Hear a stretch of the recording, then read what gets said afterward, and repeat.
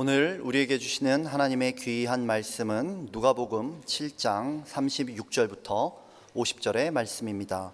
이 말씀은 제가 가진 신약 성경 102면에 있습니다. 온라인과 방송으로 예배드리는 성도께서도 함께 성경을 찾아 읽겠습니다. 누가복음 7장 36절부터 50절의 말씀입니다. 찾으신 말씀을 합독하겠습니다. 한 바리새인이 예수께 자기와 함께 잡수시기를 청하니 이에 바리새인의 집에 들어가 앉으셨을 때에 그 동네에 죄를 지은 한 여자가 있어 예수께서 바리새인의 집에 앉아 계심을 알고 향유 담은 옥합을 가지고 와서 예수의 뒤로 그 발 곁에 서서 울며 눈물로 그 발을 적시고 자기 머리털로 닦고 그 발에 입 맞추고 향유를 부으니 예수를 청한 바리새인이 그것을 보고 마음에 이르되 이 사람이 만일 선지자라면 자기를 만지는 이 여자가 누구며 어떠한 자 곧 죄인인 줄을 알았으리라 하거늘 예수께서 대답하여 이르시되 시몬아 내가 내게 이를 말이 있다 하시니 그가 이르되 선생님 말씀하소서. 이르시되 빚주는 사람에게 빚진 자가 둘이 있어 하나는 500데나리온을 졌고 하나는 50데나리온을 졌는데 갚을 것이 없으므로 둘 다 탕감하여 주었으니 둘 중에 누가 그를 더 사랑하겠느냐. 시몬이 대답하여 이르되 내 생각에는 많이 탕감함을 받은 자니이다. 이르시되 내 판단이 옳다 하시고 그 여자를 돌아보시며 시몬에게 이르시되 이 여자를 보느냐. 내가 내 집에 들어올 때 너는 내게 발 씻을 물도 주지 아니하였으되 이 여자는 눈물로 내 발을 적시고 그 머리털로 닦았으며 너는 내게 입 맞추지 아니하였으되 그는 내가 들어올 때로부터 내 발에 입 맞추기를 그치지 아니하였으며 너는 내 머리에 감람유도 붓지 아니하였으되 그는 향유를 내 발에 부었느니라. 이러므로 내가 네게 말하노니 그의 많은 죄가 사하여 졌도다. 이는 그의 사랑함이 많음이라. 사함을 받은 일이 적은 자는 적게 사랑하느니라. 이에 여자에게 이르시되 내 죄사함을 받았느니라 하시니 함께 앉아있는 자들이 속으로 말하되 이가 누구이기에 죄도 사하는가 하더라. 예수께서 여자에게 이르시되 내 믿음이 너를 구원하였으니 평안히 가라 하시니라. 아멘. 우리 한번 따라해 보겠습니다. 눈물이 있는 사랑과 믿음이 판을 바꾼다. 자, 우리 한번 다 같이 해봅니다. 시작. 눈물이 있는 사랑과 믿음이 판을 바꾼다. 얼마 전 뉴욕 맨해튼의 가장 큰 힐튼 호텔 앞에서 미국의 최대 건강보험사의 CEO가 총격 피살을 당하는 충격적인 사건이 있었습니다. 그런데 더 충격적인 것은 보험금 지급 거부에 상처가 있는 많은 가입자들의 분노가 총격범을 명문대 출신이라고 하면서 오히려 영웅시하는 일이 일어났다는 사실이었습니다. 또 한국에서는 어제 윤석열 대통령 탄핵 소추안이 국회를 통과함으로 또 한번 정치적 혼돈의 시간을 지나게 되었습니다. 국회 안과 밖에서 서로 다른 의견의 사람들이 상대를 비난하며 정죄하고 미워하며 서로를 무너뜨리려고 싸우는 모습이 대한민국의 현실이라는 사실이 너무나 안타까웠습니다. 비단 멀리 있는 일들만이 아니라 갈수록 내가 만날 수 있는 작은 공동체에서도 그것이 직장이든 학교이든 이웃이든 심지어 가정과 교회에서도 점점 더 이기적이 되어가고 내면의 갈등들이 커져가면서 삶이 지치고 마음의 상처가 많아지는 시대가 되었습니다. 어떻게 하면 피할 수 없는 이런 상황들을 만난다 할지라도 이기는 자가 될 수 있겠습니까? 자, 오늘 성경 본문의 말씀은요, 바리새인 시몬이라는 사람이 예수님을 자기 집에 초청하여서 식사하는 자리에서 일어난 사건입니다. 36절 말씀에 보니 한 바리새인이 예수께 자기와 함께 잡수시기를 청하니 이에 바리새인의 집에 들어가 앉으셨을 때에 라고 말씀합니다. 바리새인이란 분리된 자, 구별된 자라는 뜻으로 당시 세상의 헬라 문화를 배척하고 하나님 율법을 철저히 지키며 살려고 세부적인 지침들까지 만들면서 살아가는 사람들을 가리키는 말이었습니다. 그런데 시간이 지날수록 자기들이 정한 율법의 잣대로 남을 판단하고 비난하고 정죄하는 일을 잘하는 사람들이 되고 말았습니다. 그래서 당시에 많은 사람들에게 감동을 주는 세례 요한을 향해서는 금식과 금욕의 삶을 산다고 해서 귀신이 들렸다라고 비난을 했고, 반대로 예수님을 향해서는 먹기를 탐하고 세리와 죄인의 친구라고 비난하기도 했습니다. 그런 상황에서 바리새인 시몬이 예수님을 식사에 초청한 것이었습니다. 당시의 유대 문화에서는요, 랍비나 귀한 손님을 초청하는 특별한 식사는 낮은 식탁 주변에 옆으로 비스듬히 누워서 식사를 했고요, 다른 사람들에게도 개방이 되어 있었습니다. 그래서 초대받지 않은 사람들도 쉽게 들어와서 초대된 손님이 하는 귀한 이야기, 랍비가 가르치는 그런 가르침들을 들을 수가 있었습니다. 이런 특별한 식사에는 가장 기본적인 예법 3가지를 꼭 지켰는데, 그 첫째는 중동 지역은 덥고 먼지가 많아서 샌들을 신고 다니니까 발을 먼저 씻도록 물을 준비해 두거나 아니면 씻겨 주는 것입니다. 그리고 거룩한 입맞춤으로 사랑의 인사를 하고, 마지막 3번째로 비스듬히 누워 식사할 때 머리가 가까워지기에 건조한 모래 그 강한 바람에 더럽고 엉망인 머리에다가 향료나 올리브유를 발라서 단정하고 시원하게 해주는 이 기본적인 예법들이 있었습니다. 그런데 바리새인인 시몬은 이런 예의를 예수님께는 하나도 지키지 않았습니다. 예수님 44절에 말씀하죠. 너는 내게 발 씻을 물도 주지 아니하였으되, 45절에서는 너는 내게 입 맞추지 아니하였으되, 46절에는 너는 내 머리에 감람유도 붓지 아니하였으되 라고 말씀하십니다. 예수님을 초청해 놓고는 의도적으로 예수님을 무시하고 멸시하고 모욕하며 기를 죽이려고 하는 것이었습니다. 그러면서도 이 시몬은 예수님을 향해 선생님 말씀하소서라고 부르는 것으로 보아서 그의 마음 한편에서는 과연 예수님은 어떤 분이실까를 궁금해하는 어떤 기대하는 호기심도 있었을 것으로 추정합니다. 그런 가운데 묵묵히 참고 계신 예수님을 바라보고 있는 한 여자가 있었습니다.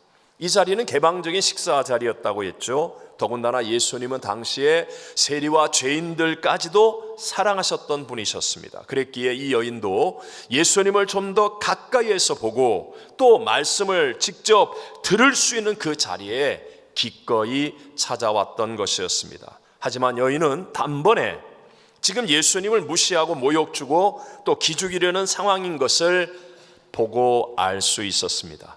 그리고 아마 이 여인은 이런저런 생각들을 하지 않았겠습니까? 아마 한편에서는 야, 이게 내게 무슨 상관이냐, 내가 괜히 나서서 오지랖을 떨다가 오해나 받고 욕만 먹을 일 있냐, 그냥 가만히 앉아서 밥이나 먹고 가면 되지, 뭐 이런 생각도 들지 않았겠습니까? 하지만 이렇게 무관심 무책임하지 않았습니다. 예수님을 외면하지 않았어요.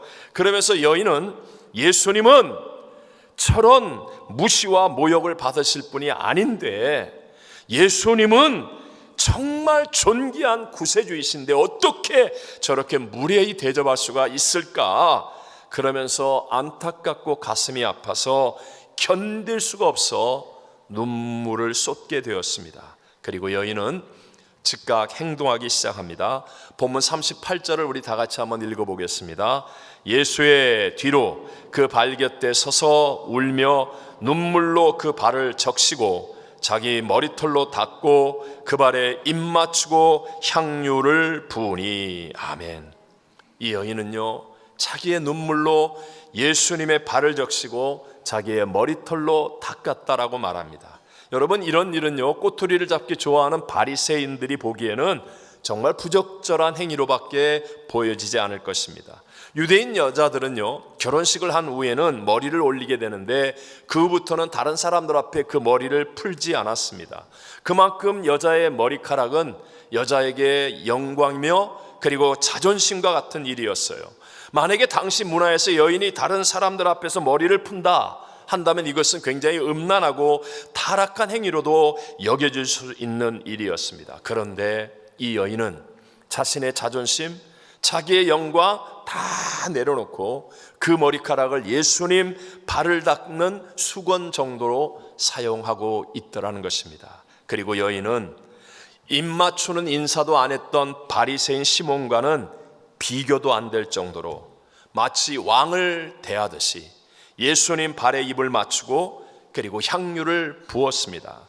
향유는 머리에 발라야 하는데 이 여인은 자신이 받은 예수님의 그 은혜가 너무나 크고 존귀한데 자기가 가진 향유는 너무 비교할 수 없이 보잘것없다는 생각이 들어서 그래서 예수님 발에 부었습니다. 찍어서 바른 것도 아니고 그냥 완전히 다 부어버렸습니다. 그러니 그 온 방에 예수님을 무시하고 멸시하고 기죽이려는 그 분위기가 팽배했던 그 온 방에 향유 냄새가 가득하게 됩니다. 사람들이 이제 충격을 받고 술렁이기 시작했습니다. 아니 도대체 예수가 어떤 분위기에 이렇게까지 하는 거지? 갑자기 예수님의 가치가 그 식사 자리에서 높아지기 시작했고 예수님 존재의 영광이 드러나기 시작합니다. 다들 깜짝 놀라며 정신을 차리고 예수님 그분에게 집중하기 시작했습니다. 자, 오늘 성경은 우리에게 주는 가장 핵심적인 메시지가 무엇입니까? 우리가 세상을 살며 갈등, 분노, 무시, 멸시, 기죽이는 일들, 수많은 일들이 있지만 그것을 이길 수 있는 것은 바로 사랑이라는 것을 우리에게 깨우쳐주고 있습니다. 저는 오늘의 말씀을 묵상하는데요, 여인의 눈물이 정말 마음에 깊이 와서 닿았습니다. 제가 죄송합니다. 일부 예배 때 하도 울어서 제가 미리 준비 많이 하고 왔는데 이 여인의 눈물은 예수님의 그 마른 발을 다 닦아드릴 정도의 엄청난 통곡의 눈물이었습니다. 자신이 무시와 멸시의 아픔을 잘 알고 있는 여인이었기 때문에 예수님 바라보면서 아마 무시를 당하시고 멸시를 당하시는 그 예수님에 대한 깊은 공감대가 형성이 되었을지도 모릅니다. 마치 자녀를 낳지 못하는 한나가 아픈 마음으로 성전에서 간절히 기도하다가 말씀을 들을 귀가 없는 이스라엘을 바라보면서 아파하는 하나님과 마음이 통하게 된 것처럼 시선을 오직 주님께 두고 있는 이 여인은 모욕과 멸시를 당하는 주님과 마음이 통하는 거예요. 그랬기 때문에 통곡의 눈물을 흘릴 수 있었다는 것입니다. 저는 개인적으로 예배를 드리면서 어떤 때는 정말 마음 깊이 아쉬움이 남을 때도 많이 있습니다. 나름대로는 정말 열심히 준비했었는데 수고도 많이 했고 정성도 많이 쏟았는데 성도들이 은혜 받는 것이 훨씬 적다는 것을 느낄 때가 아마 그럴 거예요. 거기에 비해서 또 어떤 때는 반대로 성령님께서 놀랍게 역사하시는 그런 예배도 체험하게 되어집니다. 여러분, 그 차이에 가장 분명한 것이 무엇인지 아십니까? 그게 바로 눈물이다라는 거예요. 눈물. 제가 정말 하나님 말씀을 전하기 전에 하나님 말씀 설교를 준비하며 예배를 준비하면서 십자가 예수를 생각하여 내가 많이 울면서 준비한 그 예배는 어떤 예배 공간 속에서 드려져도 예수님과 마음이 통하듯이 놀라운 생명의 역사들이 흐른다는 것을 늘 체험하게 되어집니다. 사실 어제도 크리스마스 어네즈먼트 참 귀한 행사를 했잖아요. 날씨가 추웠는데도 불구하고 우리 많은 성도들이 섬기고 또 교제하면서 분위기를 높여주는 분들 볼 때 정말 반갑고 참 기뻤습니다. 여러분 아시다시피 제가 일 중심형의 사람 아닙니까? 그러니까 반가운 만남이 있고 교제가 있는데도 7시 되기 전에 제가 매몰차게 돌아서서 성전에 와서 기도회를 해야 됐고, 또 오늘 예배 설교들이 참 많거든요.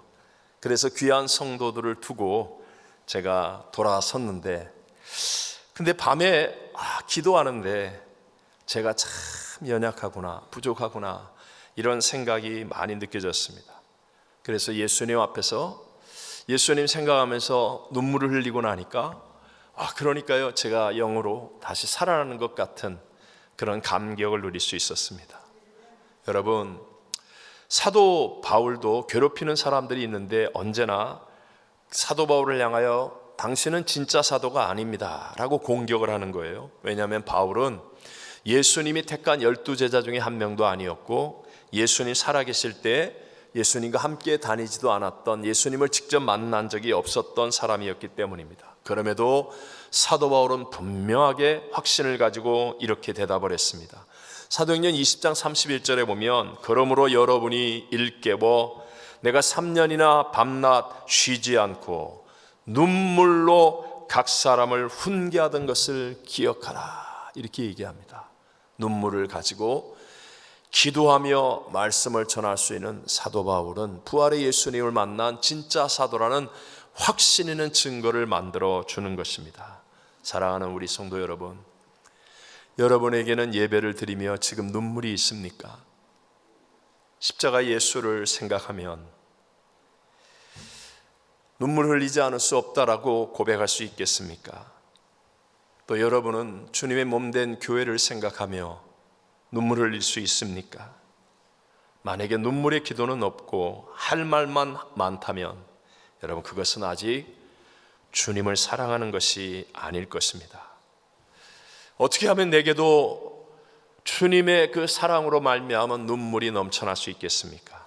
주님과 통하는 눈물의 사랑은요, 믿음으로, 무엇으로? 믿음으로 주어지는 것입니다. 다시 한번, 무엇으로 주어진다고요? 믿음으로 주어지는 것입니다. 여러분, 믿음의 제1원칙은 시선입니다. 믿음의 대상을 얘기하는 거예요. 무엇을 믿느냐에 달려 있습니다. 오늘 2부 예배 드리는 모든 분들은 다 믿음이 있는 분들인데, 그런데 누구를 바라보고 무엇을 믿느냐에 따라서 모든 것이 달라지게 됩니다. 어떤 사람은 돈만 바라봅니다. 그리고 돈을 믿는 거예요. 내가 돈은 믿는다. 그 사람은 돈의 영향 아래 살아가게 됩니다.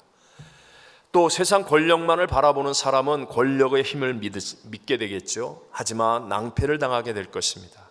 가족이나 자녀만 바라보는 사람은 자녀를 믿겠지만 그러나 한계가 있어요. 실망하는 인생이 될 수밖에 없다는 거죠. 오늘 본문의 바리새인 시몬은 자기의 의를 믿는 사람이에요. 그러니까 예수님을 초청하고 예수님과 함께 식사를 하는데도 불구하고 그의 시선은 예수님이 아니라 여자의 허물에 대해서 마음을 두고 있는 거예요. 그러니까 믿음이 안 생기는 겁니다. 예수를 바라보지 않으니까 믿음이 안 생기는 거예요. 본문 39절 말씀을 다 같이 한번 읽어볼까요?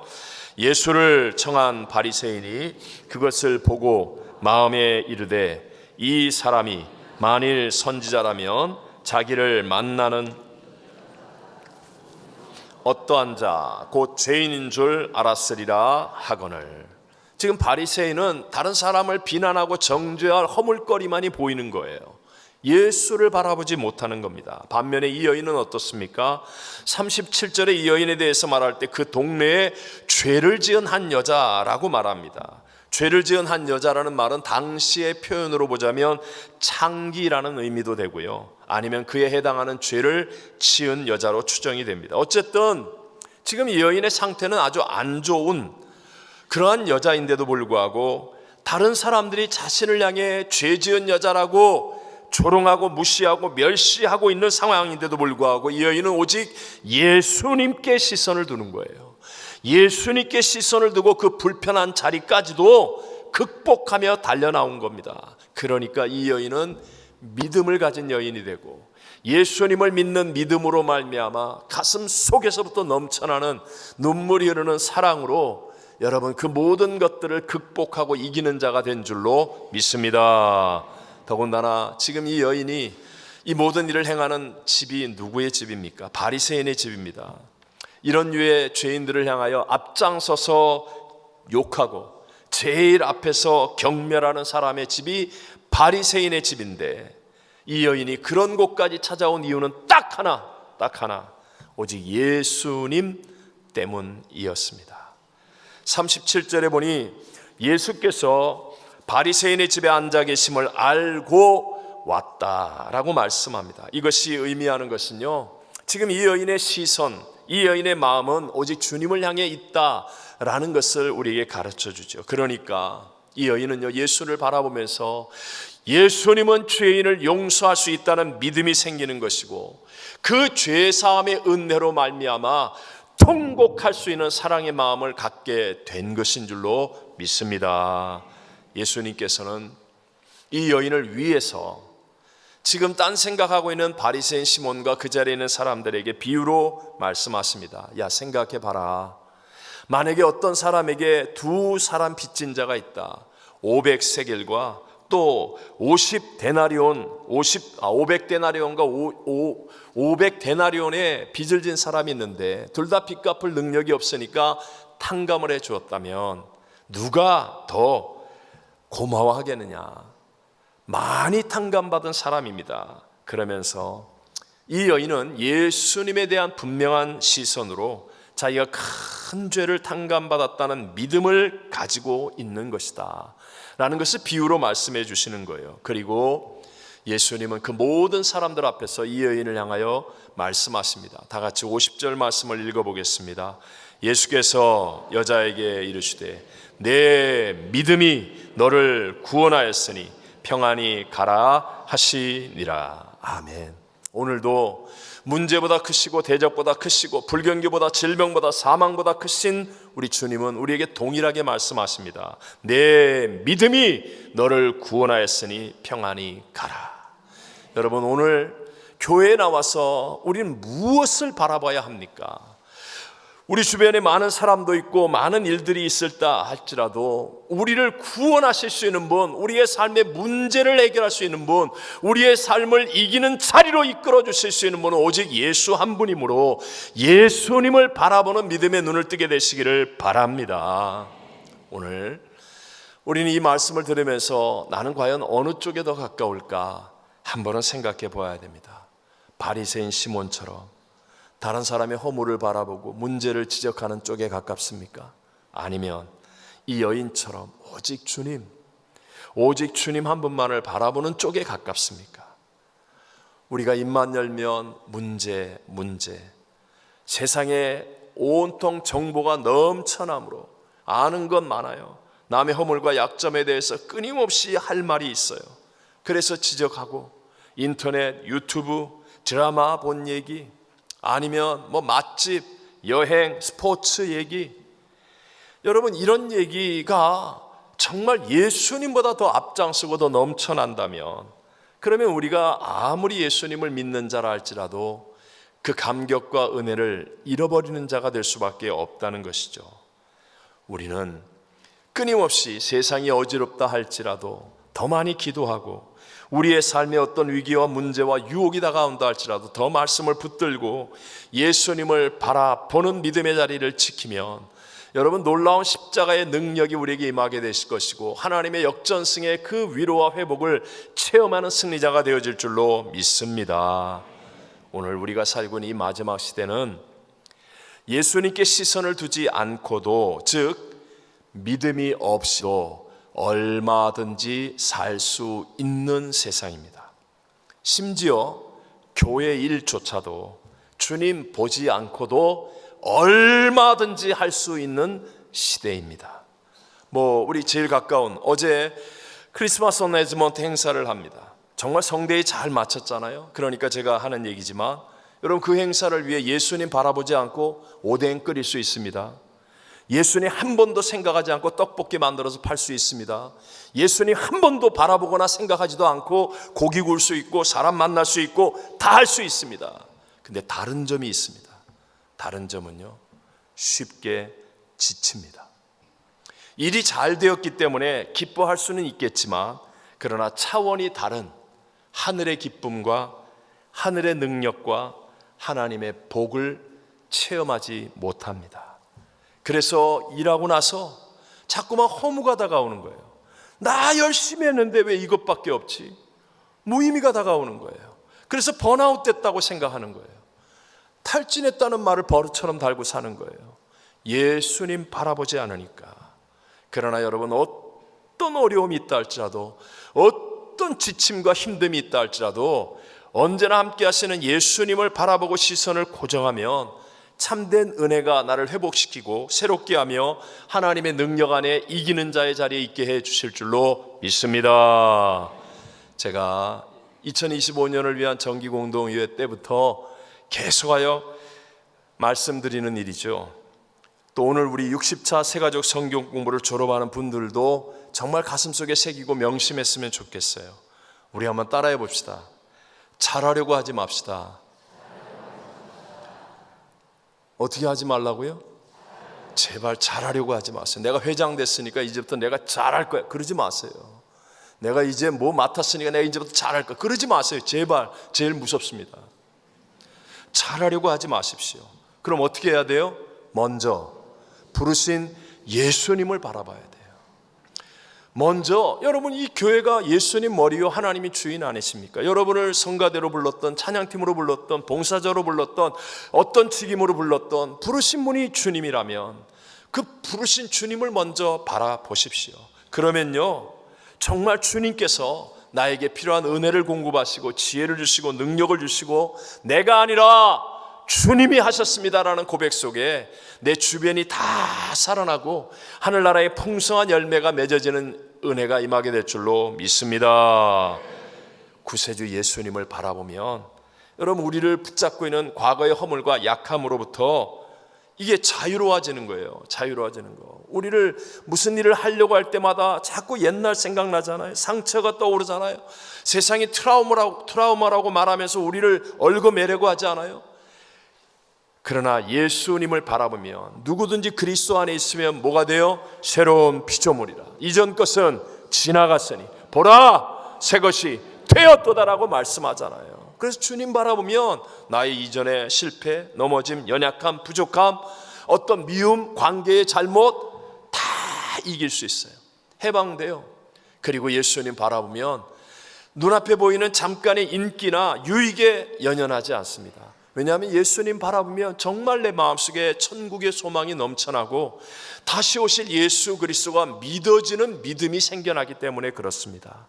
세상이 막 난리가 일어나고 그래서 일희일비하고 막 나한테 유익과 나쁨을 찾고 앉아있을 때 우린 예수님 바라보면요, 그 모든 것을 뛰어넘는 하나님의 섭리 안에서요, 더 깊어지고 더 커지고 더 멀리 보면서 승리하는 위대한 리더의 삶을 살아갈 수 있게 될 줄로 믿습니다.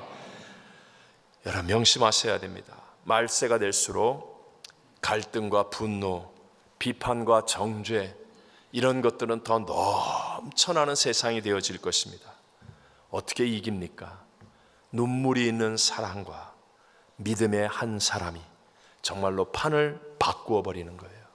이 여인은 작은 여인이에요. 아니, 보잘것없는 여인이에요. 멸시받는 여인이에요. 그런데도 불구하고 정말 눈물이 있는 사랑, 주님만 바라보는 믿음으로 완전히 그 판을 바꾸어 버리지 않습니까? 얼마나 큰 감격과 하나님의 영광을 드러냅니까? 오늘 우리도 마찬가지라는 겁니다.